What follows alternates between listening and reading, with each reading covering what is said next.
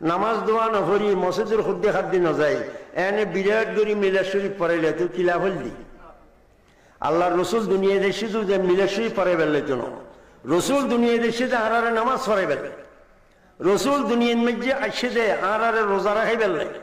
রসুল দুনিয়া দেশে যে আরারে হজ করাই বেললাই রসুল দুনিয়া দেশে যে ইসলামের বিভিন্ন আইন কানুন যেগিন হাদিসে কোরআনে আছে ইন আরা উম্মত হলে বেকিন মানি বেললাই আরারি শিখে বেললাই না আল্লাহ রসুল দুনিয়া দেশে ইয়া বেকিন বাদ দিয়ে উদে মিলাদুল নবী হরাই গেলা তারপরে আশা করি বলি না আরা ইয়ং করি ব্যস্ত যে ব্যস্ত এত সহজ নয় ব্যস্ত ব্যস্ত হইতি বহুত কষ্ট করিবার প্রয়োজন আছে যদি ব্যস্ত হইতি কষ্ট করেন না হইতো তাহলে বরফিস সাহেব রহমতুল্লাহ আলাই